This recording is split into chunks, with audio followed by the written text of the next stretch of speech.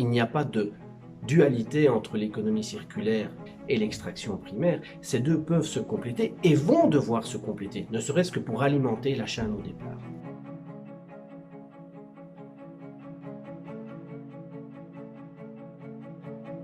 L'économie circulaire pour la Fédération et ses membres est un thème qui est extrêmement porteur et important. C'est vraiment une autre façon de penser par rapport à l'économie linéaire où on extrait les matières, on produit, on consomme et on jette et souvent on élimine de façon totalement inadéquate. L'idée est d'économiser les ressources, de les utiliser, de les réutiliser encore, de produire moins de déchets, finalement de découpler la croissance de l'économie avec la consommation des ressources.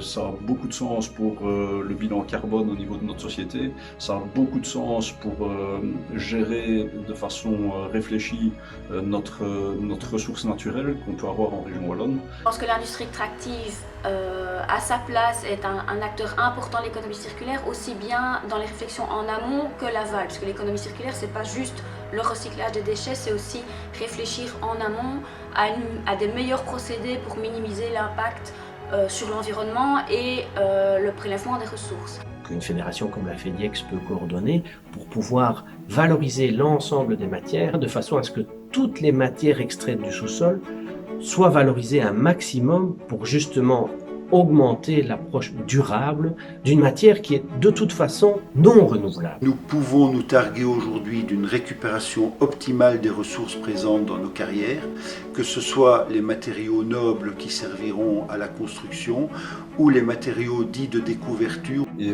ça a beaucoup de sens pour pouvoir poursuivre une activité économique durablement. Et en même temps d'intégrer notre activité au mieux dans son tissu local. Vivons heureux, vivons cachés était souvent un slogan, une devise des carriers, mais qui a engendré évidemment la production de certains stéréotypes qui n'ont jamais pu être contrés vu qu'il y avait trop peu de communication. La communication, c'est vraiment une urgence pour le secteur carrier, parce qu'effectivement, il a mauvaise presse. Le secteur carrier est un secteur essentiel en Wallonie et partout dans le monde, par les matériaux qu'il met à disposition évidemment de notre économie et de notre société de façon plus générale. Je pense que ce rôle est largement sous-estimé, d'où l'intérêt de cette campagne de communication qui vise aussi à faire connaître l'importance du secteur pour la vie au quotidien finalement de nos concitoyens. Donc la première étape, c'est bien entendu de respecter le permis d'environnement qui est à disposition des différentes entreprises qui sont actives dans le secteur carrier. À côté de cela, il y a la possibilité d'améliorer les procédés d'extraction en s'inspirant aussi des meilleures techniques disponibles au niveau international. Et puis une troisième façon d'améliorer son impact sur l'environnement, c'est de participer à des projets favorables à la biodiversité. Secteur extractif et économie circulaire, c'est tout à fait possible. Ça a amené les carriers à modifier leur façon de travailler ces dernières années. Et une carrière wallonne, c'est un endroit de haute technologie industrielle. Ce n'est pas une pelle et un marteau où l'on serait en train d'extraire quelque chose comme peut-être l'activité extractive charbonnière a laissé comme empreinte dans la société wallonne aujourd'hui. On n'est plus dans ce niveau-là. Je pense que, à l'évidence, on va construire notre activité économique différemment à l'avenir.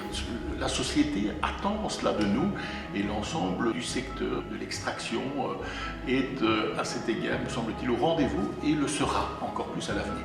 Aujourd'hui, on ne peut plus imaginer autre chose. Aujourd'hui, on doit aller vers cette économie circulaire, une économie de la ressource. Dans toute une série d'industries, on a des besoins en ressources naturelles.